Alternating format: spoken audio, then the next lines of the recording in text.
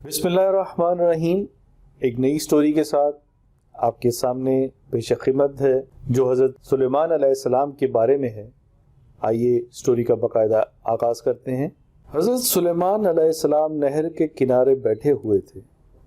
ان کی نگاہ ایک چونٹی پر پڑی جو گیہوں کا ایک دانہ لے کر نہر کی طرف لے کر جا رہی تھی. حضرت سلیمان علیہ السلام اس کو غور سے دیکھنے لگے. جب چونٹی پانی کے قریب پہنچی تو اچانک ایک مینڈک نے اپنا سر پانی سے باہر نکالا اور اپنا منہ کھولا تو یہ چونٹی اپنے دانے کے ساتھ اس کے منہ میں چلی گئی اور مینڈک پانی میں داخل ہو گیا اور بہت دیر پانی میں رہا. حضرت سلیمان علیہ السلام اس کو بہت غور سے دیکھتے رہے. ذرا ہی دیر کے بعد مینڈک پانی سے باہر نکلا اور اپنا منہ کھولا تو چونٹی باہر نکلی، البتہ اس کے ساتھ دانا نہ تھا. حضرت سلیمان علیہ السلام نے اس سے بلا کر پوچھا کہ یہ کیا ماجرا ہے اور وہ کہاں گئی تھی. اس نے بتایا، اے اللہ کے نبی، آپ جو نہر کی تہ میں ایک بڑا کھوکھلا پتھر دیکھ رہے ہیں اس کے اندر بہت کیڑے مکوڑے ہیں. اللہ تعالیٰ نے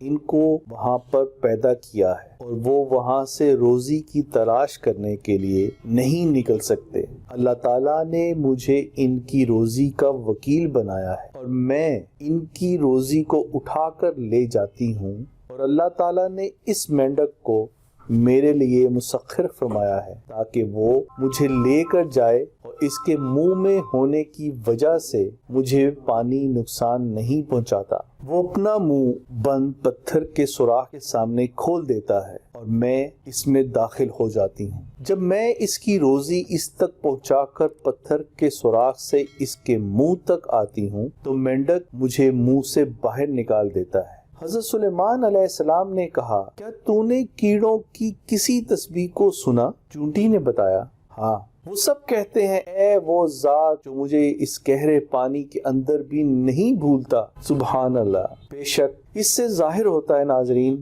کہ خدا کی ذات 7 آسمانوں زمین کی تہوں تک آپ کو رزق دینے کا اللہ تعالیٰ نے جو وعدہ فرمایا ہے، بے شک وہ اپنے ذمے کا وعدہ کبھی نہیں بھولتا. اسی طرح ہمیں بھی اللہ تعالیٰ کو ہر وقت یاد رکھنا چاہیے، ہمیں ہر وقت کا شکر گزار ہونا چاہیے. اسی دعا کے ساتھ جہاں رہیں خوش رہیں، دوسروں میں خوشیاں بانٹیں. اللہ نے کے بعد